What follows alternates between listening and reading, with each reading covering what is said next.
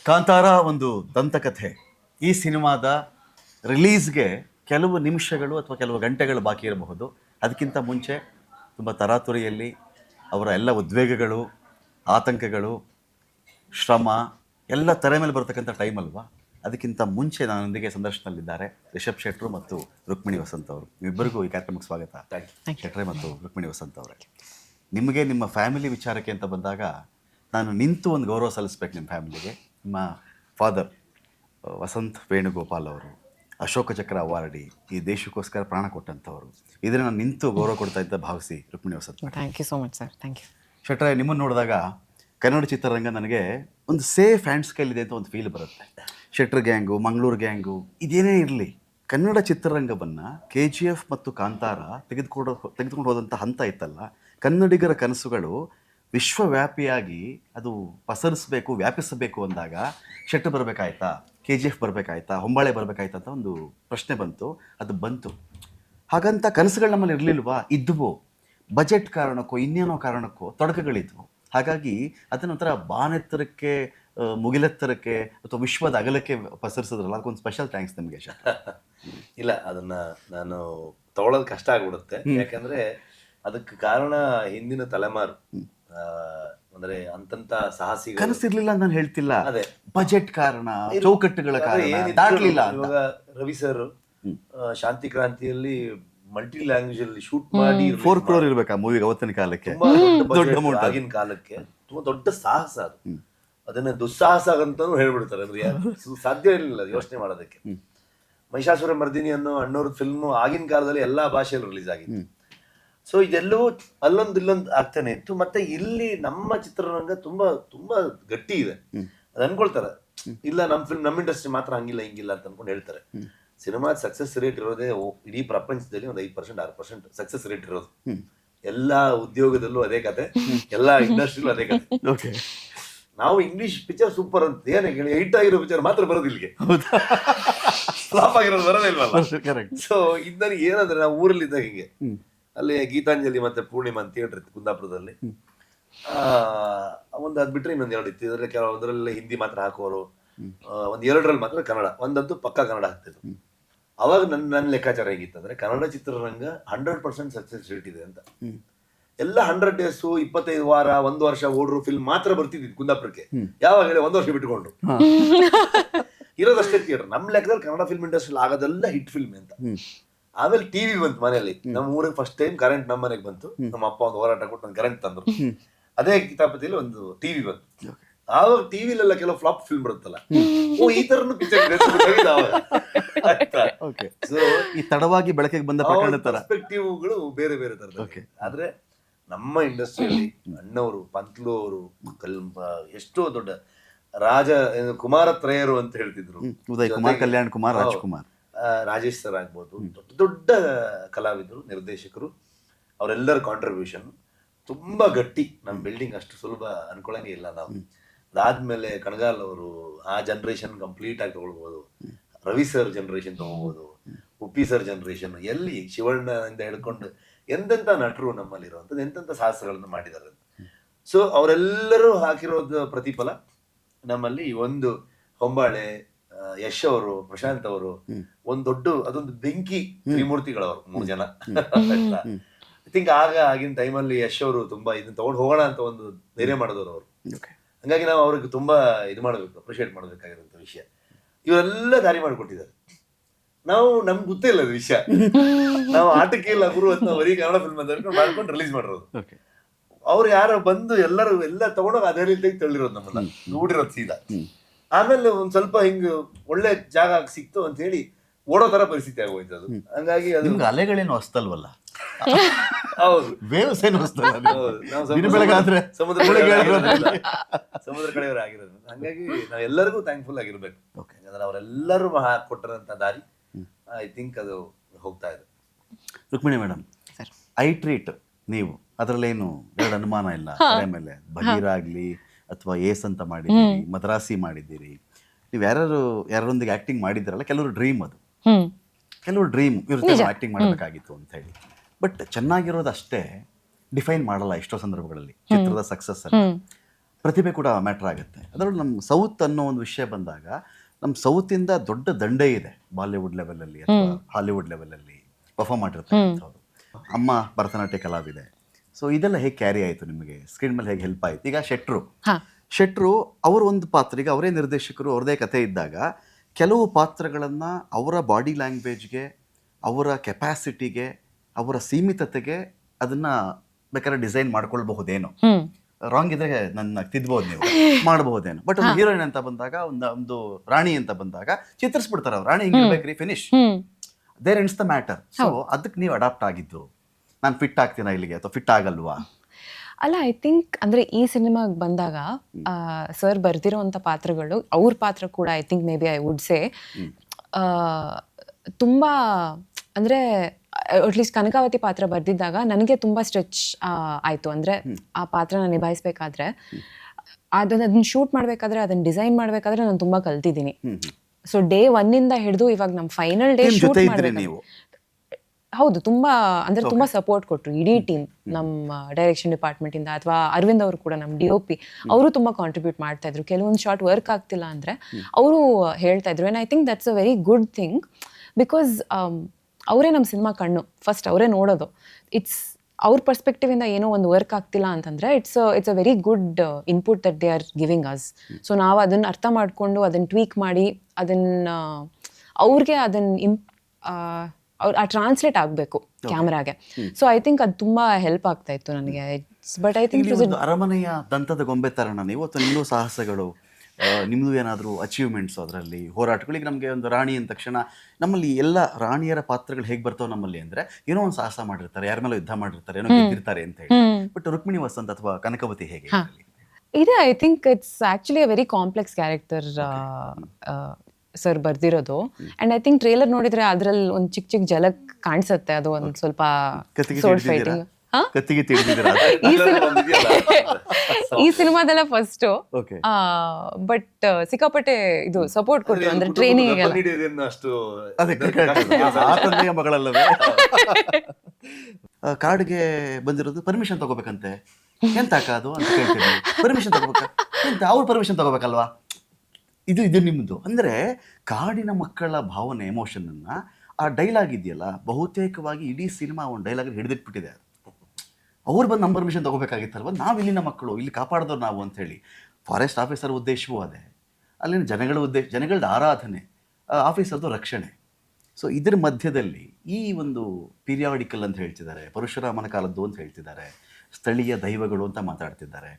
ಈಗ ಬಜೆಟ್ ಹಿಗ್ಗಿದ ತಕ್ಷಣ ನಿಮ್ಮ ಮೂಲ ಕಥೆ ಅದಕ್ಕೆ ಎಷ್ಟು ಬೇಕು ಅಷ್ಟು ಅನ್ನೋದು ಇಲ್ಲಿ ತುಂಬ ಹಿಗ್ಗತ್ತಾ, ವೈಭವ ಕಾಣಿಸ್ಬೇಕು ಅನ್ನೋ ಕಾರಣಕ್ಕೆ ತುಂಬ ವಿಜೃಂಭಿಸಿದೆಯಾ ತೆರೆ ಮೇಲೆ ಇದು ಅಂತ? ಇಲ್ಲ, ಅಂದರೆ ವಿಜೃಂಭಿಸಬಹುದು, ನಾಳೆ ಜನರು ವಿಜೃಂಭಿಸಬೇಕಾದಷ್ಟು.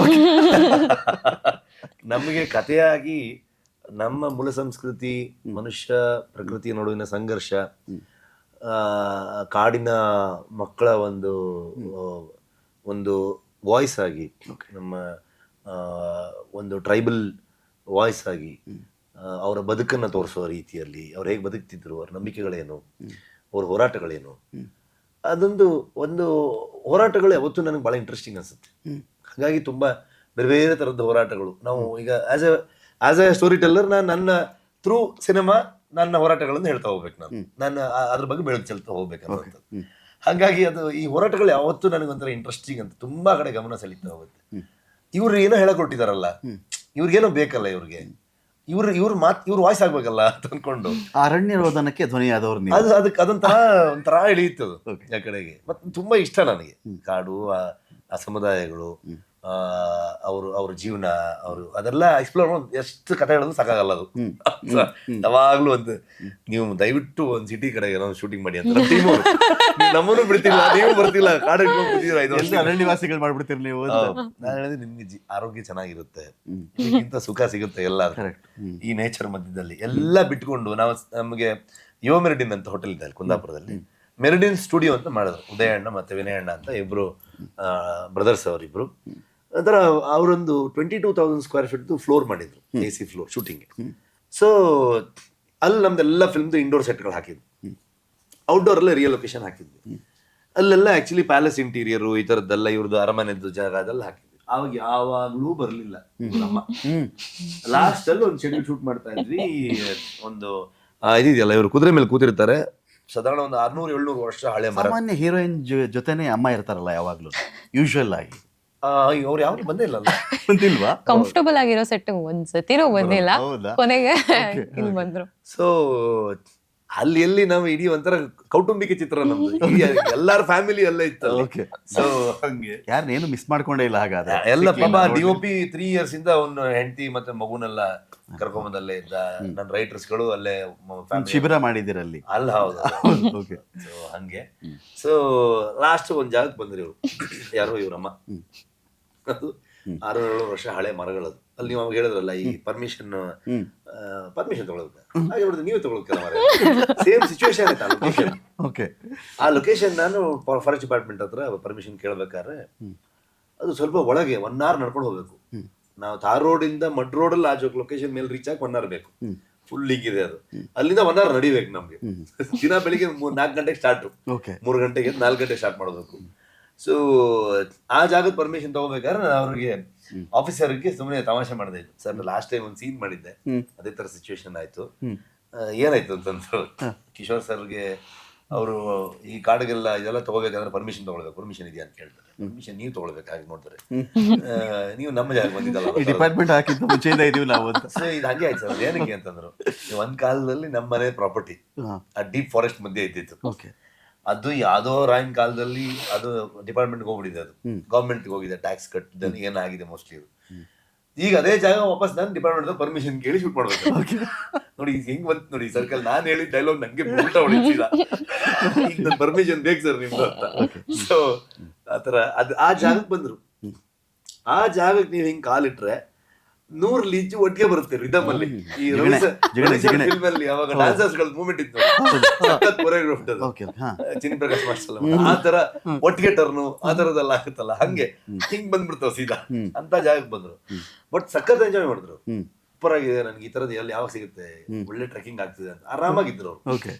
ಸೊ ನಾನೆಲ್ಲ ಟೀಮ್ಗೆ ಅದೇ ಹೇಳ್ತಿದ್ದು, ಇದು ಸುಖ, ನೆಮ್ಮದಿ, ಇದು ಯಾರಿಗಾರ ನೆಟ್ವರ್ಕ್ ಇದೆಯಾ, ಪ್ರಪಂಚ ಏನ್ ನಡೀತು, ಜನರಲ್ ನಾಲೆಜ್ ಇಲ್ಲ. ನೀವು ಇಲ್ಲಿ ನಡೀತು ಅಂತ ಕೇಳಿದ್ರೆ ನಿಮ್ಗೆ ಇದ್ರ ಒಪಿನಿಯನ್ ಏನ್ ಕೇಳಿದ್ರೆ ಅದು ವಿಷಯನೇ ಗೊತ್ತಿಲ್ಲ, 1 ನಿಮಿಷ ಏನ್ ಸರ್ಚ್ ಮಾಡ್ಬೇಕು, ಓ ಇದಾ ಟಾಪಿಕ್ ಅಂತ. ಆ ತರ ಆಗಿದೆ. ಈಗ ಬಂದ್ ಬೆಂಗಳೂರಲ್ಲಿ ಎಲ್ಲ ಸರ್ಕಲ್ ಸೇಮ್ ಕಾಣಿಸ್ತಿದೆ, ಏನು ಗೊತ್ತಾಗ್ತಿಲ್ಲ. ಮೋಸ್ಟ್ಲಿ ರಿಲೀಸ್ ಮಾಡಿ ಮತ್ತೆ ಊರ್ಗ್ ಹೋಗ್ತೀನಿ ಅಂತ ನಾನು. ಸೀಕ್ವೆಲ್ ಈಸಿ ಶೆಟ್ರೆ, ಪ್ರೀಕ್ವೆಲ್ ಸ್ವಲ್ಪ ಕಷ್ಟ ಅಂತಾರೆ ಎಲ್ರು. ಎಲ್ಲದ್ರಲ್ಲೂ ಅದರದ್ದೇ ಆದಂತ ಕಷ್ಟ ಸುಖಗಳು ಇದ್ದೇ ಇರುತ್ತೆ. ನಾನು ಆ ಪಾರ್ಟ್ ಮಾಡಿದಾಗ ಒಂಥರ ಸುಮಾರು, ಆವಾಗ ಹೇಳಿದ್ರಲ್ಲ ಬ್ಯಾಕ್ಲಾಗ್ ಅಲ್ಲ, ಕರೆಕ್ಟ್, ಸುಮಾರು ಬ್ಯಾಕ್ಲಾಗ್ ಇದೆಯಲ್ಲ ಈ ಕತೆಗೆ, ಹಿಂದಿದೆಲ್ಲ ಸುಮಾರು ಉಳ್ಕೊಂಡ್ಬಿಡಿದೆಯಲ್ಲ ಅಂತ ಯೋಚನೆ ಮಾಡ್ತಾ ಇದ್ದೆ. ಸ್ವಲ್ಪ ಹಿಂದೋಗೋಣ ಅಂತ. ಈ ಪಾರ್ಟಿ ಹಿಂದೋಗೋದು ನನಗೆ ಗೊತ್ತಿರಲಿಲ್ಲ. ಒಂದು 600-700 ವರ್ಷ ಹಿಂದಕ್ಕೆ ಹೋಗ್ಬಿಡ್ತಾ ಅಂತ. 1600 ವರ್ಷ ಕದಂಬರು 4th century 5th century time line ಅವ್ರದ್ದು. ಅದೊಂಥರ ಹೋಗಿದ್ದು ಎಳ್ಕೊಂಡು ಹೋಗ್ಬಿಡ್ತದೆ ಸೀದಾ, ತುಂಬಾ ಹಿಂದೆ ಹೋಗ್ಬಿಡ್ತು ಅಂತ. ಸೊ ಅದಿತ್ತು. ಮತ್ತೆ ಆದಾಗ ಹಿಂದೆ ಸುಮಾರಷ್ಟು ವಿಷಯಗಳು ನಡೆದಿದೆ, ಇದು ಬರೀ ಈಗ ನಡೆದಿದ್ದಲ್ಲ ಅನ್ನೋದು. ಈಗ ಇವತ್ತಿಗೆ ದೇವೇಂದ್ರ ಸುತ್ತೂರು ಅಥವಾ ಶಿವ ಅಥವಾ ಕಾಡ್ಬೆಟ್ಟು, ಆ ಸುತ್ತೂರು ಕುಟುಂಬ ಅನ್ನೋ ತರದ ಒಂದು ಏನು ಆ 90s ಅಲ್ಲಿ ನಡೆದಂಥದ್ದು ಏನು ಹೇಳಿದ್ವಿ ನಾವು, ಫಾರೆಸ್ಟ್ ಎನ್ಕ್ರೋಚ್ಮೆಂಟ್, ಹಾಗೆ ಹೇಳ್ತಾ ಹೋಗ್ಬಿಡಿ. ಹಾಗೆ ಹೇಳಿ ಹೇಳಿ. ಇದು ಯಾವುದಕ್ಕೂ ತುಂಬಾ ಹಿನ್ನೆಲೆಗಳಿದೆ, ಅದು ಬಂದಿಲ್ಲ ಅಂತ ಹಂಗೆ ಹಿಂದೆ ಓದಿಸಿದ್ರು. ಫೈನ್. ಇನ್ನೊಂದು ಲಿಮಿಟ್ ಮಾಡ್ಕೊಂಡ್ರಲ್ಲ, ಅದು ನಿಮ್ಮ ಫಿಸಿಕ್ಗೋ ನಿಮ್ಮ ಎನರ್ಜಿಗೋ ಅದು ತಕ್ಕಂತೆ ಪಾತ್ರ ಏನಾದರೂ ಸೀಮಿತವಾಯ್ತಾ ಇಲ್ಲಿ, ಅಥವಾ ಆಗಿದ್ದಾಗಲಿ ಅಂತೇಳಿ? ಏನಾಗುತ್ತೆ ನಮಗೆ, ಒಬ್ಬ ಉಡಾಫೆ ಥರ ನೆಗ್ಲೆಕ್ಟ್ ಮಾಡ್ತಕ್ಕಂಥ ಒಂದು ಕ್ಯಾರೆಕ್ಟರ್ ಶಿವಂದು ಆರಂಭದಲ್ಲಿ, ಅದು ಇದು ಮಾಡಿ ಸೀನ್ ಕಟ್ ಮಾಡಿದ್ರೆ ನಿಮ್ಮ ಕ್ಲೈಮ್ಯಾಕ್ಸ್ ಇದೆಯಲ್ಲ, ಅದು ನೋಡಿದ್ರೆ ಯಾರಿದ್ದಾರೆ ಅನಿಸ್ಬಿಡ್ತು. ಇದು ಉತ್ಪ್ರೇಕ್ಷೆ ಅನ್ಕೋಬೇಡಿ, ಮುಖಸ್ತುತಿನೂ ಅಲ್ಲ ಇದು. ಯಾರಿದ್ದಾರೆ ನೀವು ನೆಲಕ್ಕೆ ಮಣ್ಣು ಬಡಿದು ಎದ್ದೇಳು ಅಂತ ಒಂದೊಂದು ಕಾಲ್ ಬಂದಾಗ ನಿಮಗೆ ಅಲ್ಲಿ ಹೇಳೋದು ನೋಡಿದ್ರೆ, ಇದು ರಿಷಬ್ಬಲ್ಲಿ ಇಂಥ ರಾಕ್ಷಸ ಒಂದು ಪ್ರತಿಭೆ ಇತ್ತ ಅಂತ ಅನಿಸ್ಬಿಡುತ್ತೆ ನಿಮಗೆ. ಇದು ಹೇಗೆ ಅಂತ, ಇದು ನೆಕ್ಸ್ಟ್ ವರ್ಷನ, ಇದು ನೆಕ್ಸ್ಟ್ ಲೆವೆಲ್ಲ. ಬೆರ್ಮೆ ಅನ್ನೋ ಪಾತ್ರ completely different from Shiva. Okay. Shiva ನೀವು ಹೇಳಿದಂಗೆ ಅವ್ನು ದೊಡ್ಡ ತಲೆಹರಟೆ, ಈಸ್ ಲೈಕ್ ತರ್ಲೆ ಉಡಾಳ ರೌಡಿನೇ ಅವನು. ಅಂದ್ರೆ ಒಂಥರ ನೋಡಕ್ ಹೋದ್ರೆ ಕಿಶೋರ್ ಸರ್ ಕ್ಯಾರೆಕ್ಟರ್ ಸ್ವಲ್ಪ ಪಾಸಿಟಿವ್, ಹೌದು, ಸ್ವಲ್ಪ ಹೀರೋ ಬೇಕಾಗಿರೋ ಎಲ್ಲ ಇದಿದೆ. ಸೊ ಬಟ್ ಶಿವ ಪಕ್ಕಾ ವಿಲನ್, ಅವನು ಆ ಕಾಲದ ವಿಲನ್ ತರಾನೇ. ಸೊ ಬಟ್ ಅವನಿಗೆ ಒಂದು ಎನ್ಲೈಟ್ಮೆಂಟ್ ಆಗಿ ಚೇಂಜ್ ಆಗಂತ. Even more responsible. ಅಂದ್ರೆ ಇವನಿಗೊಂದು ಗುರಿ ಇದೆ. ಧರ್ಮೆ ಅನ್ನೋನು ಅವನೊಂದು ಅವನದೊಂದು ಕ್ಯಾರೆಕ್ಟರ್ಗೆ ಒಂದು ಬೇರೆ ರೂಪ ಇದೆ. ಬಟ್ ಇವನ್ ಪರ್ಫಾರ್ಮೆನ್ಸು ಕೂಡ ಅಷ್ಟೇ. ಈ ಕ್ಯಾರೆಕ್ಟರ್ ಮೇಲೆ ಪರಶುರಾಮರು ಬರೋದಾ, ಪರಶುರಾಮರೇ ಕ್ಯಾರೆಕ್ಟರ್? ಅದಕ್ಕೆ ಸಂಬಂಧನೇ ಇಲ್ಲ. ಓಕೆ. ವಾರಿಯರ್ಗಳನ್ನ ನೋಡಿದಾಗ ಒಂದು ಸ್ವಲ್ಪ ಅನ್ಸ್ಬಿಡುತ್ತೆ, ಓ ಇವರು ಗಡ್ಡ ಅದಕ್ಕೆಲ್ಲ. ರುಕ್ಮಿಣಿ ಮೇಡಮ್, ಈಗ ಸೈಮಲ್ಟೇನಿಯಸ್ಲಿ ಈ 3 ವರ್ಷಗಳಲ್ಲೇನೆ ನೀವು ಬೇರೆ ಯಾವ್ದಾದ್ರು ಸಿನಿಮಾದಲ್ಲಿ ಮಾಡ್ತಾ ಇದ್ರ ಆ ಸಂದರ್ಭದಲ್ಲೇ? ಹೌದು ಸರ್. Okay okay. ಅದನ್ನ ಮ್ಯಾಚ್ ಮಾಡ್ಕೋಬೇಕಾಗತ್ತೆ, ಇದರಲ್ಲೊಂದು ತಲ್ಲೀನತೆ ಬೇಕಾಗುತ್ತೆ. ಕಂಟಿನ್ಯೂಸ್ ಆಗಿ 100 ದಿನ 90 ದಿನ ಶೂಟಿಂಗು, ಮಧ್ಯದಲ್ಲಿ ಒಂದು ಬ್ರೇಕು, 60 ದಿನ ಶೂಟಿಂಗ್, ಒಂದು ಬ್ರೇಕ್ ಅಂತ ಬಂದಾಗ ಅಡ್ಜಸ್ಟ್ ಆಗಬಹುದು. ಬಟ್ ನಿಮ್ಮ 3 ವರ್ಷಗಳ ಕಾಲವು ಆ ಥೀಮ್ ಮೇಂಟೈನ್ ಮಾಡ್ಕೋಬೇಕಾಗತ್ತೆ, ಲುಕ್ ಮೇಂಟೈನ್ ಮಾಡಬೇಕಾಗತ್ತೆ, ಅದೇ ಮತ್ತೆ ಕತೆಗೆ ವಾಪಸ್ ಬಂದಾಗ ಅದೇ ಕಥೆಯಲ್ಲಿ ಸಾಗಬೇಕಾಗತ್ತೆ. ಅದು ಹೇಗೆ ಪ್ರಿಪ್ರೇಷನ್ಸ್ ಇತ್ತು ಅಂತ ಹೇಳಿ? ನಾನು ಆ್ಯಕ್ಚುಲಿ ಈ ತಂಡ ಜಾಯಿನ್ ಮಾಡಿದ್ದು 1.5 ವರ್ಷ ಮುಂಚೆ. Okay. So I think writing ಪ್ರಾಸೆಸ್ಸಿಂದ ಹಿಡಿದು 3 ವರ್ಷ ಆಗಿದೆ. ನಾನು ಜಾಯಿನ್ ಆಗಿದ್ದು 1.5 ವರ್ಷ ಮುಂಚೆ. ಐ ಥಿಂಕ್ ಆ ವಿಷಯದಲ್ಲಿ ನಮ್ಮ ಪ್ರಿಪ್ರೇಷನ್ ಸಿಕ್ಕಾಪಟ್ಟೆ important. So because I think generally heroines ಆಗಿ ನಾವು ಬೇರೆ ಬೇರೆ ಪ್ರಾಜೆಕ್ಟ್ಸು ಸೈಮಲ್ಟೇನಿಯಸ್ಲಿ ಆಗತ್ತೆ. ಬಟ್ ಆ ಒಂದು ಪ್ರಪಂಚನ ಸ್ವಲ್ಪ ಮೇಂಟೈನ್ ಮಾಡೋದಕ್ಕೆ ನಂದು ಒಂದು ಪ್ರಾಸೆಸ್ ಇದೆ. ಒಬ್ಬರು ನಟಿಯಾಗಿ ನಾನು ತುಂಬ ಬರಿತೀನಿ. ಅಂದರೆ ಆ ವರ್ಕ್ಶಾಪಿಂಗ್ ಪ್ರಾಸೆಸ್ಸಲ್ಲಿ ತುಂಬ ಬರಿತೀನಿ. ಆ ಕ್ಯಾರೆಕ್ಟರಿಗೆ ಏನಾದರೂ ಕೆಲವೊಂದು ಸತಿ ಸಾಂಗ್ಸ್ ತುಂಬ ಹೆಲ್ಪ್ಫುಲ್ ಆಗುತ್ತೆ. ಕೆಲವೊಂದು ಹಾಡುಗಳು ಅದನ್ನು ಕೇಳಿದ ತಕ್ಷಣವೇ ಏನೋ ಒಂದು ಆ ಬಾಡಿ ಲ್ಯಾಂಗ್ವೇಜು ಅಸೋಸಿಯೇಟ್ ಮಾಡಿಬಿಡ್ತೀವಿ ಆ ವರ್ಕ್ಶಾಪ್ ಪ್ರಾಸೆಸ್ಗೆ. ಏನೋ ಒಂದು ಆ ವಿಷಯ ಬಂದ್ಬಿಡುತ್ತೆ ತಲೆಗೆ. ಸೊ ಆ ಥರ ಒಂದಷ್ಟು ಹುಕ್ಸ್ ಇಟ್ಕೊಂಡಿರ್ತೀವಿ. ಅಂದರೆ ನಾನು ಇಟ್ಕೊಂಡಿರ್ತೀನಿ ನನ್ನ ಪ್ರಾಸೆಸ್ಗೆ. ಓದ್ತೀರಾ ಅಂತ ಕೇಳ್ಬಿಟ್ಟಿದ್ದೀನಿ ನೀವು? ತುಂಬ ಓದೋ ಅಭ್ಯಾಸ ಇದೆ ನಿಮಗೆ ಅಂತ? ಹೌದು, ಜನರಲಿ. ಆ್ಯಂಡ್ ಈ ಸಿನಿಮಾಗೆ ತುಂಬ ಹೆಲ್ಪ್ ಆಯಿತು. ಬಿಕಾಸ್ ನೆಟ್ವರ್ಕಲ್ಲಿ ಇದ್ದಾಗ ಸ್ಕ್ರೋಲ್ ಮಾಡ್ತಿರ್ತೀವಿ. ಸೋಷಿಯಲ್ ಮೀಡಿಯಾ ಕಾಲದಲ್ಲಿ ಓದೋರ ಅಪರೂಪ ಆದ್ರು ಅಂತ ಈ ನಡುವೆ. ಐ ಥಿಂಕ್ ಇದು ಎಲ್ಲ ಬಿಟ್ಬಿಟ್ಟು ಅದನ್ನ ಮಾಡಿದ್ರೆ ಬೆಸ್ಟ್. ಒಳ್ಳೆ ಕೆಲಸ ಅದು. ಸೊ ಇನ್ನು ಆಯಸ್ ಜಾಸ್ತಿ ಮಾಡುತ್ತೆ, ಒಳ್ಳೆ ಯೋಚನೆ ಕೊಡುತ್ತೆ, ನಾಲೆಜ್ ಸಿಗುತ್ತೆ. ಸೊ ಅದೇ ಇಲ್ಲ, ನಮ್ಗೆ ಹೆಲ್ಪ್ ಆಗುತ್ತೆ, ಅದು ಲೇಯರ್ ಆಗುತ್ತೆ. ಐ ಥಿಂಕ್ ಅದು ನನ್ನ ಪರ್ಫಾರ್ಮೆನ್ಸಸ್ಗೂ ತುಂಬ ಹೆಲ್ಪ್ ಆಗುತ್ತೆ ಕೆಲವೊಂದು ಸತಿ. ಕಾಂತಾರ ಶೂಟಿಂಗ್ ಪ್ರಾಸೆಸ್ಸಲ್ಲಿ ಓದಿರೋ ಬುಕ್ಕು ಕಾಂತಾರಾಗೆ ಹೆಲ್ಪ್ ಆಗುತ್ತೋ ಗೊತ್ತಿಲ್ಲ. 5 ವರ್ಷ ಆದಮೇಲೆ ನಾನು ಯಾವುದಾದ್ರೂ ಒಂದು ಬೇರೆ ಪಾತ್ರ ಮಾಡಬೇಕಾದ್ರೆ ಅದನ್ನು ರೆಫರೆನ್ಸ್ ಮಾಡಿಬಿಟ್ಟು ಅದಕ್ಕೆ ಏನೋ ಒಂದು ಚಿಕ್ಕ ಹೆಲ್ಪ್ ಆಗಬಹುದು. So I think that way acting is a very multi disciplinary process. ಅಲ್ಲಿ ಕೇಳಿದ ಒಂದು ಹಾಡು ಏನೋ ಅದರಲ್ಲಿ ಅದು ನಮಗೇನೋ ಒಂದು ಫೀಲಿಂಗ್ ಕೊಡುತ್ತೆ. ಆ ಫೀಲಿಂಗ್ ಯಾವುದೋ ಒಂದು ಪಾತ್ರಕ್ಕೆ ತುಂಬ ಯೂಸ್ಫುಲ್ ಆಗಿರಬಹುದು. ಸೊ ಅದನ್ನು ಯೂಸ್ ಮಾಡಿಕೊಂಡು ಆ ಫೀಲಿಂಗ್ನ ಮತ್ತೆ ತಲೆಗೆ ತಗೊಂಡು ವಿ ಕ್ಯಾನ್ ಪುಷ್ ಆ performance is better. I think ಈಗ ತಮಿಳು ಸಿನಿಮಾಗಳು ಅಥವಾ ಹಿಂದಿ ಸಿನಿಮಾಗಳು ನಾವು ನೋಡೋದಕ್ಕೂ ಅಲ್ಲಿನ ಟೆಕ್ನಾಲಜಿ ಯಾವಾಗಲೂ ಅಡ್ವಾನ್ಸ್ ಇತ್ತು ಅಂತ ನಮ್ದೊಂದು ಫೀಲ್ ಇತ್ತು. ಕಾರಣ ಈ ಚೆನ್ನೈ ಭಾಗದಲ್ಲಿ ಅಥವಾ ಮಡ್ರಾಸ್ ಅನ್ನೋ ಭಾಗದಲ್ಲಿ ಮೊದಲು ಸ್ಟುಡಿಯೋಗಳಿದ್ದದ್ದು ಅಲ್ಲಿ. ನಮ್ಮವರೆಲ್ಲ ಅಲ್ಲಿ ಹೋಗ್ತಿದ್ರು. ಅವರೆಲ್ಲ ಬೆಳಗ್ಗೆಯಿಂದ ಶೂಟಿಂಗ್ ಮಾಡ್ತಿದ್ರು. ಅದು ಯಾವುದೇ ಹಿರಿಯ ನಟ ಆಗಲಿ ಅಥವಾ ದೊಡ್ಡ ನಟ ಆಗಲಿ ಶೂಟ್ ಮಾಡಿದ ಮೇಲೆ ರಾತ್ರಿ ಅವರೆಲ್ಲ ಪ್ಯಾಕಪ್ ಮಾಡೋ ಟೈಮಿಗೆ ನಮಗೆ ಶೂಟಿಂಗ್ ಅವಕಾಶ ಸಿಗ್ತಾ ಇತ್ತು ಕನ್ನಡ ಚಿತ್ರರಂಗದವ್ರಿಗೆ. ಇವತ್ತಿಗೂ ನೋಡಿ, ನಮ್ಮ ಹಗಲಿನ ಶೂಟ್ ತೋರಿಸ್ಬೇಕು ಅಂತ, ಹಗಲಿನ ಸನ್ನಿವೇಶ ತೋರಿಸ್ಬೇಕು ನಾವು ಅಂದರೆ ಹಳೆ ಸಿನಿಮಾಗಳು ನೋಡಿ ಬೇಕಾದ್ರೆ ನೀವು ಮಡ್ರಾಸಲ್ಲಿ ಶೂಟ್ ಆಗಿರೋಂಥದ್ದು ಕತ್ಲೆ ಕಾಣುತ್ತೆ ನಮಗೆ. ಯಾಕೆಂದರೆ ಅವ್ನು ಕೊಟ್ಟಿರೋದೇ ರಾತ್ರಿ ಹೊತ್ತು, ಆ ಟೈಮಲ್ಲಿ ನಾವು ಶೂಟ್ ಮಾಡಬೇಕಿತ್ತು ಅಂತ ಹೇಳಿ. ಅಲ್ಲಿಂದ ಹಿಡಿದು ಇವತ್ತು ನಮ್ಮ ಸಿನಿಮಾಗಳನ್ನ ಅವರು ನೋಡುವಷ್ಟರ ಮಟ್ಟಿಗೆ 1000 ಸ್ಕ್ರೀನ್ಗೆ ಅಪ್ಪಳಿಸ್ತಾ ಇದೆ. ಇದು ತೀರಾ 30 ಬೇರೆ ಬೇರೆ ದೇಶಗಳು ರಿಲೀಸ್ ಆಗ್ತಿದೆ ಅಂದಾಗ ಹಿಗ್ತಾ ಇದು ನಮ್ಗೆ ಹೆಮ್ಮೆ ಕೂಡ ಹೌದು. ನಮ್ಮನ್ನು ಯಾರೋ ಫಾಲೋ ಮಾಡ್ತಿದ್ದಾರೆ, ನಮ್ಮ ಶಕ್ತಿ ನೋಡಿ ಅಂತ ಹೇಳಿ ಕತೆಗಳು ವಾಪಸ್ ಇಲ್ಲಿಗೆ ಬರ್ತಿದ್ದಾರೆ. ಇಲ್ಲಿನ ಕತೆಗಳಲ್ಲಿ ಇಲ್ಲಿಂದ ಯಾರೋ 2-3 ತೆಲುಗು ಅವ್ರನ್ನ, ತಮಿಳವ್ರನ್ನ ಇವ್ರನ್ನ ತಗೊಂಡು ಹಿಂದಿಯವ್ರು ಮಾಡಕ್ ಶುರು ಮಾಡಿದ್ದಾರೆ ಅಂದಾಗ ಒಂದೊಂದು ಹೆಮ್ಮೆ ಫೀಲ್ ಆಗುತ್ತಲ್ಲ ಇಂಥ ಸಿನಿಮಾಗಳಲ್ಲಿ ಮಾಡಬೇಕು ಅಂದ್ರೆ ಅಂತ. ಖಂಡಿತವಾಗ್ಲೂ ನನಗೆ ಆ ವಿಷಯ ಆ್ಯಕ್ಚುಲಿ ಗೊತ್ತಿರಲಿಲ್ಲ. ಇದು ನನ್ನ ಕರಿಯರಲ್ಲಿ ತುಂಬ ಅರ್ಲಿ ಸ್ಟೇಜಸ್. ಸೊ ನಮ್ಮ ಸಿನಿಮಾ ಹಿಸ್ಟ್ರಿ ಬಗ್ಗೆ ನಾನು ತುಂಬ ಕಲಿತಾ ಇದ್ದೀನಿ. I did not know about this kind of practice. But ಹೌದು, ಸಿಕ್ಕಾಪಟ್ಟೆ ಹೆಮ್ಮೆ ವಿಷಯ ನಮಗೆ. Because if you take Kantara only, ಮೊದಲನೇ ಕಾಂತಾರದಲ್ಲಿ ಇಂಥ ಒಂದು ರೂಟೆಡ್ ಸಿನಿಮಾನ ತಗೊಂಡು ಅಷ್ಟು ಯೂನಿವರ್ಸಲ್ ಆಗಿ ಅಪ್ಲೈ ಆಗ್ತಾ ಇದೆ, ಅಷ್ಟು ಜನ ನೋಡ್ತಾ ಇದ್ದಾರೆ ಬೇರೆ ಬೇರೆ ಇಂಡಸ್ಟ್ರೀಸಲ್ಲಿ. ಐ ಥಿಂಕ್ ಸರ್ ಹೇಳ್ತಾ ಇದ್ರು, ಇಟ್ಸ್ ನಾಟ್ ಜಸ್ಟ್ ನಮ್ಮ ದೇಶದಲ್ಲಿ, ಬರೀ ನಮ್ಮ ದೇಶದಲ್ಲ, ಈ was talking about native Americans. ಅಲ್ಲಿ ಅವ್ರಿಗೂ ಅಂದರೆ ನೇಟಿವ್ ಅಮೆರಿಕನ್ಸ್ US ಅಲ್ಲಿ ಅವ್ರಿಗೂ ತುಂಬ ಅಲ್ಲಿ ನೇಚರ್ ವರ್ಷಿಪ್ ಇರೋ ವಿಷಯಗಳು, ಅವ್ರಿಗೂ ತುಂಬ ಕನೆಕ್ಟೆಡ್ ಆಗಿರೋ ವಿಷಯಗಳು. ಅಥವಾ ಜಪಾನಲ್ಲಿ the is this religion called Shintoism, ಅದರಲ್ಲೂ ತುಂಬ ನೇಚರ್ ವರ್ಷಿಪ್ ಇರುತ್ತೆ. ಸೊ ಈ ಥರ ಒಂದು ರೂಟೆಡ್ ಸಿನಿಮಾ ಬೇರೆ ಬೇರೆ ದೇಶದಲ್ಲಿ ಸೇರ್ತಾ ಇದೆ. It's communicating a lot about us. ಅದು ಸಿಕ್ಕಾಪಟ್ಟೆ ಹೆಮ್ಮೆ ವಿಷಯ. I think. ಶೆಟ್ರೆ, ಎಷ್ಟು ಲ್ಯಾಂಗ್ವೇಜ್ ಕಲ್ತ್ಕೊಂಡ್ರೆ ನೀವು? ಕಾಂತಾರ ಫಸ್ಟಿಂದ ಕಾಂತಾರ ನಿಜ ಹೇಳ್ಬಿಟ್ಟಿದ್ದೆ ಕಾಂತಾರ ಕೇಳಿಸ್ಕೊಳ್ಳಿ. ಈಗೇನಾಗುತ್ತೆ ನಮಗೆ, ಒಂದು ಪ್ಯಾನ್ ಇಂಡಿಯಾ ಸಿನಿಮಾ ಆದ ತಕ್ಷಣ ನಮ್ಮ ನಟರುಗಳನ್ನ ಅಬ್ಸರ್ವ್ ಮಾಡಿದ್ದೀನಿ. ನನಗೆ ಅದ್ರ ಬಗ್ಗೆ ಖುಷಿನೂ ಇದೆ. ಯಾವುದೋ ಬೇರೆ ಭಾಷೆಗೆ ಹೋಗ್ತಾರೆ, ಇದಕ್ಕೆ ಮಲಯಾಳ ಮಾತಾಡ್ತಿರ್ತಾರೆ, ಈ ಕಡೆ ತಮಿಳು ಮಾತಾಡ್ತಾರೆ. ನನಗೆ ಒಂಥರ ಹೆಂಗಪ್ಪ ಇದು ಇಷ್ಟು ಬೇಕು ಕಲ್ತಾರಲ್ಲ ಅಂತೇಳಿ ಆ ತಾದಾತ್ಮ್ಯತೆ ಬೇಕಾಗುತ್ತೆ, ಅದಕ್ಕೆ ಏಕಾಗ್ರತೆ ಬೇಕಾಗುತ್ತೆ, ಪ್ಯಾಷನ್ನು ಬೇಕಾಗುತ್ತೆ. ಮತ್ತು ಇಲ್ಲ ನಾನು ಕಲಿಬೇಕು, ನನ್ನ ಕಮ್ಯುನಿಕೇಷನ್ನ ಇವತ್ತಿಗಿರ್ತಕ್ಕಂಥ ದೊಡ್ಡ ಸಾಧನ ಅಂತೇಳಿ ಟ್ರೈನ್ ಮಾಡ್ಕೊಂಡ್ರು ಅಂತ. ಏನು ಮಾಡೋದು, ಲಾಸ್ಟ್ ಟೈಮ್ ಆದಾಗ ಪ್ರಗತಿ ಹತ್ರ ಅದೇ ಆ ಉಡಾಳ ಶಿವಂತಾರಲ್ಲ, ಪ್ರಗತಿ ಹತ್ರ ಹೇಳಿದ್ದೆ, ಅವಳು ಹೇಳ್ತಿಲ್ಲ ಇನ್ನೊಂದು ಇಂಗ್ಲೀಷ್ ಒಂದು ಕಲಿಮಾರೆ, ಓಕೆ ಅಟ್ಲೀಸ್ಟ್ ಎಲ್ಲ ಬೇರೆ ಲ್ಯಾಂಗ್ವೇಜ್ ಹೋದಾಗಲ್ಲ ಅಲ್ಲ ಮಾತಾಡಕ್ ಕರೆಕ್ಟ್ ಆಗುತ್ತೆ ಅಂತ ಹೇಳಿದ್ರು. ಈಗ ನೋಡ್ತೀರಿ ನೀನು ಇನ್ನೊಂದು ಫಿಲ್ಮ್ ಮಾಡೋಷ್ಟ್ರಲ್ಲಿ ನಾನು ಹೆಂಗೆ ಎಲ್ಲ ಕಲ್ತಿರ್ತೀನಿ ಅಂತ ಕಥೆ ಹೇಳಿದೆ ಅಷ್ಟೇ, ಬರೀ ಸಿನಿಮಾ ಮಾಡ್ಕೊಂಡು ಹೋಗಿ ಏನು ಇದಾಗಿಲ್ಲ. ಹಿಂದಿ ಸ್ವಲ್ಪ ಅರ್ಥ ಆಗುತ್ತೆ, ಸ್ವಲ್ಪ ಮಾತಾಡ್ತೀನಿ ನಾನು, ತಮಿಳ್ ಒಂದು ಸ್ವಲ್ಪ ಮಾತಾಡ್ಬೋದು, ಅದ್ ಬಿಟ್ರೆ ಬೇರೆ ಯಾವ್ದು ಬರಲ್ಲ. ತೆಲುಗು ಎಲ್ಲ ಅರ್ಧಂಬರ್ಧ ಅಷ್ಟೇನೆ, ಏನೇನು ಹೇಳಕ್ ಹೋಗಿ ಏನೇನು ಆಗತ್ತೆ ಅನ್ನೋದು ಇರುತ್ತೆ. ಇಂಗ್ಲಿಷ್ ಬಂದಿದ್ರೆ ಮೋಸ್ಟ್ಲಿ ಉಳಿದಿದ್ದೆಲ್ಲ ಮ್ಯಾನೇಜ್ ಆಗ್ತಿತ್ತು.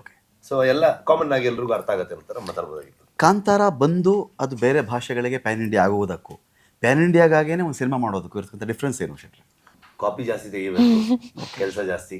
ಓಕೆ, ಟೆಕ್ನಿಕಲ್ ಹೇಳ್ತಾ ಇದ್ದೀರಿ ನೀವು. ಬರೀ ಟೆಕ್ನಿಕಲ್ ಬಿಟ್ರೆ ಬರೀ ಏನಿಲ್ಲ, ಎಲ್ಲ ಅದೇ ಎಲ್ಲ ಭಾಷೆಗೆ ನಿಮ್ಮ ಭಾಷೆ ಕನ್ನಡನ ಯಾರು ಮಾಡಿರೋದು? ನೀವೇ ಮಾತಾಡಿದ್ರ?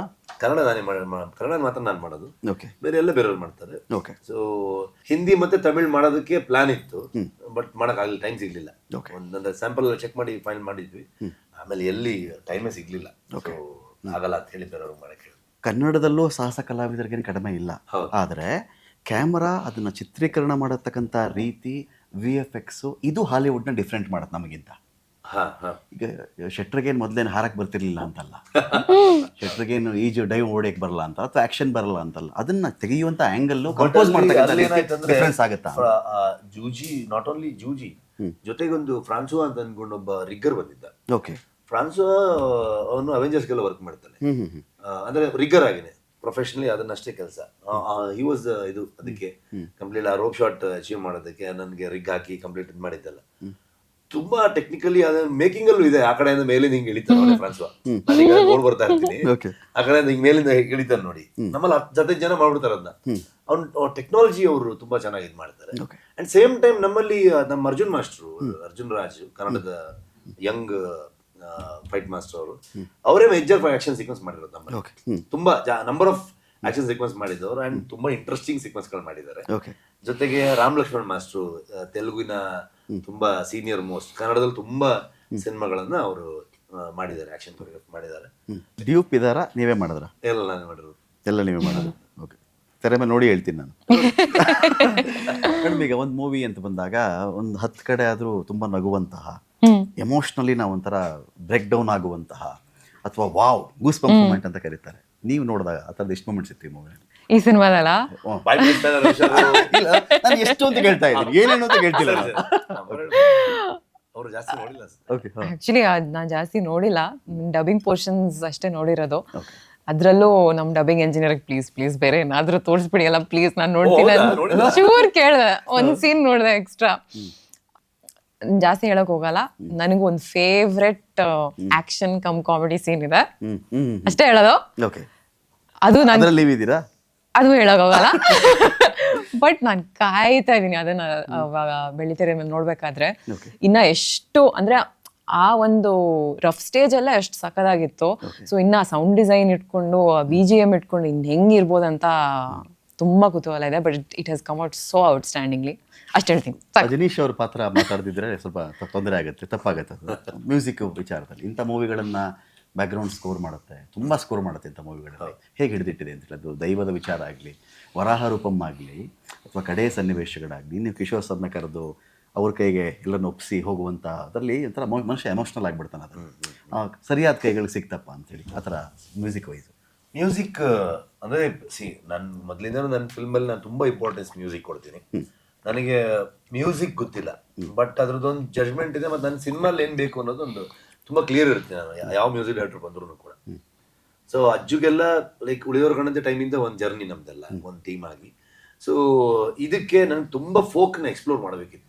ಫೋಕ್ಲೋರ್ ಜನಪದವನ್ನು ತುಂಬ ಚಂದದಲ್ಲಿ, ನಮ್ಮ ಪಾಡದನೆಗಳು, ನಮ್ಮ ತುಳು ಜಾನಪದ, ಕನ್ನಡದ ಅಲ್ಲಿಂದ ಜಾನಪದಗಳಾಗ್ಬೋದು, ಕುಂದಾಪುರ ಕನ್ನಡದ ಆಗ್ಬೋದು, ಇವೆಲ್ಲವನ್ನ ಇಟ್ಕೊಂಡು ಅದನ್ನ ನಾವಲ್ಲಿ ರೆಕಾರ್ಡ್ ಮಾಡಿಸಿ ಅಲ್ಲೆಲ್ಲ ಅವ್ರನ್ನ ಅರೇಂಜ್ ಮಾಡಿ, ಮೈಮ್ ರಾಮದಾಸ್ ಅಂತ ಈ ಹೂ ಕೋಟೆ ಕೊತ್ತಲ್ಲ ಅನ್ನೋ ಸಾಂಗ್ ಹಾಡಿದ್ದಾರೆ.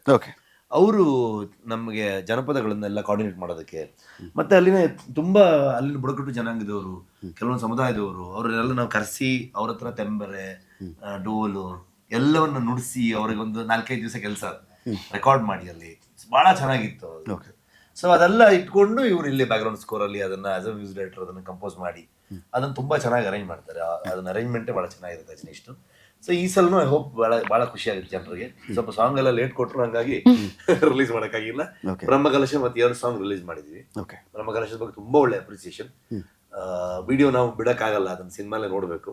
ಸೊ ಅದು ಥಿಯೇಟರ್ ಎಕ್ಸ್ಪೀರಿಯನ್ಸ್ ಆಗ್ಬೇಕಂತ ಇಟ್ಕೊಂಡಿದೀವಿ. ಐ ಹೋಪ್ ಅದು ಕೂಡ ಇದಾಗತ್ತೆ ಅಂತ. ಅದಕ್ಕೆ ಬರೀ ಆಡಿಯೋ ಬಿಟ್ಟಿದೀವಿ. ಸೊ ಒಂದು ಲಿರಿಕಲ್ ವಿಡಿಯೋನೂ ಅಲ್ಲ, ಬರೀ ಆಡಿಯೋ ಬಿಟ್ಟಿದೀವಿ. ಅದನ್ನ ತುಂಬಾ ದೊಡ್ಡ ಇದು ಅಂದ್ರೆ ಮ್ಯೂಸಿಕ್ ತುಂಬಾ ದೊಡ್ಡ ರೋಲ್ ನ ಪ್ಲೇ ಮಾಡುತ್ತೆ. ಈ ಸಲ ನೋಡ್ಬೇಕು ಜನರಿಗೆ ಅದು ಎಷ್ಟು ಎಫೆಕ್ಟ್ ಮಾಡುತ್ತೆ, ಹೇಗಾಗುತ್ತೆ. ಸಿನಿಮಾ ಅದ್ಭುತವಾಗಿ ಹಿಟ್ ಆಗಲಿ, ಎಮೋಷ್ನಲ್ ಹಿಟ್ ಆಗಲಿ, ಇದು ಎಕನಾಮಿಕಲಿ ದೊಡ್ಡ ಮಟ್ಟದ ಹಿಟ್ ಆಗಲಿ. ಆ ಮೂಲಕ ಕನ್ನಡದ ಧ್ವಜ ಇನ್ನೊಮ್ಮೆ ಬಾನೆತ್ತರಕ್ಕೆ ಹಾರಲಿ. ಒಳ್ಳೆದಾಗಲಿ ಶೆಟ್ರ, ನಿಮ್ಮ ಕಾಂತಾರ ದಂತಕಥೆಯ ಅಧ್ಯಾಯ 1ಕ್ಕೆ ಒಳ್ಳೆದಾಗಲಿ ಮೇಡಮ್. ನೀವು ದೊಡ್ಡ ಸಕ್ಸಸ್ ಸಿಗಲಿ ಮೂಲಕವಾಗಿ. ಇನ್ನೊಮ್ಮೆ ನಾವೆಲ್ಲ ಅವಾರ್ಡ್ ಫಂಕ್ಷನ್ಗಳಲ್ಲಿ ಫ್ರಂಟ್ ಸೀಟಲ್ಲೇ ಕೂತ್ಕೊಳ್ಳುವಂತಾಗಿ. ಥ್ಯಾಂಕ್ ಯು ಸೋ ಮಚ್ ಶೆಟ್ರೆ. Thank you Rukmini madam. Thank you. ಇದರೊಂದಿಗೆ ನಾನು ಈ ಒಂದು ಮೂವಿ ಸಂದರ್ಶನ ಮುಗಿಸ್ತಾ ಇದ್ದೀನಿ. ದೊಡ್ಡ ಹಿಟ್ ಆಗಲಿ. ಒಂದು ಸಿನಿಮಾ ಹಿಟ್ ಆಗೋದು ಇವತ್ತಿಗೆ ಕರ್ನಾಟಕವೇ ಹಿಟ್ ಆದಂತೆ, ಕನ್ನಡವೇ ಹಿಟ್ ಆದಂತೆ, ದೇಶಕ್ಕೆ ಒಂದು ಮೆರುಗು ಬಂದಂತೆ, ಅದೆಲ್ಲವೂ ಕೂಡ ಈ ಸಿನಿಮಾ ಮೂಲಕ ಆಗಲಿ ಅಂತ ಹಾರೈಸ್ತಾ ಈ ಸಂದರ್ಶನ ಮುಗಿಸ್ತಾ ಇದ್ದೀನಿ. ನಮಸ್ಕಾರ.